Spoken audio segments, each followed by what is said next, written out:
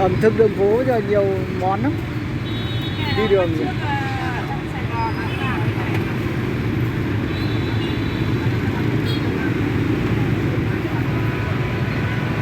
bánh kếp Thái. À, hai loại. Đấy cái loại.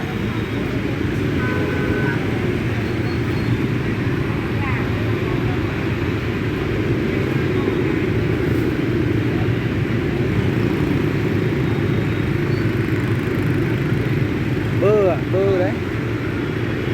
À, cho tí bơ vào.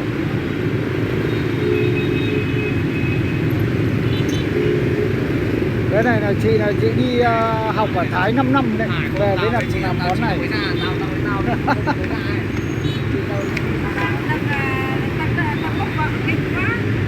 Ô không, không phải vợ. Nó đi đường đấy.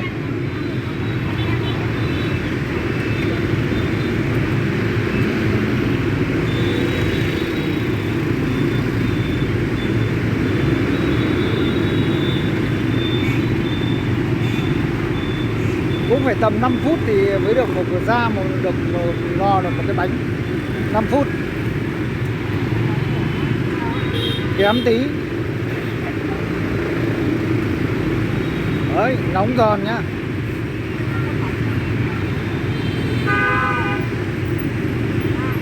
Đấy, liên tục. Cứ hết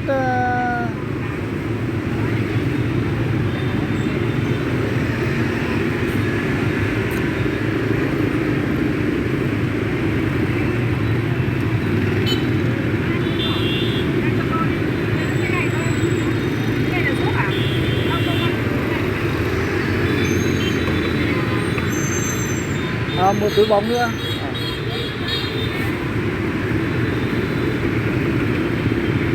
Đấy, trông đấy, lấy cái bạt đi này. Đấy.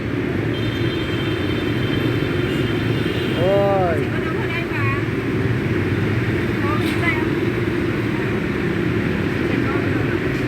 Cái này được cái là cái tiền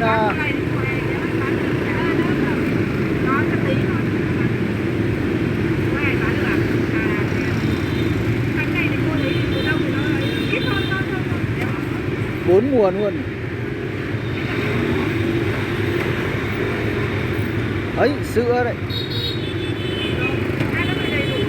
Vâng. Tổng hợp đúng vị luôn. À, hai bếp luôn đấy.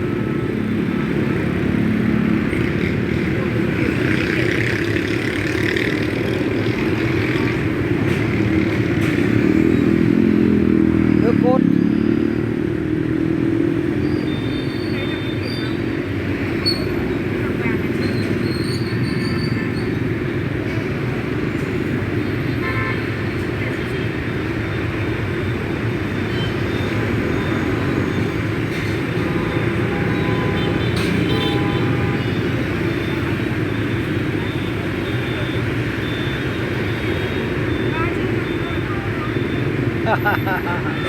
Ăn đầy đủ.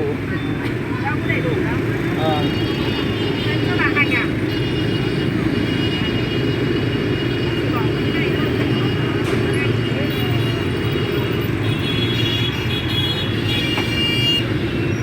Kép Thái bà ăn đi ngon lắm. Làm cái em thử bạn.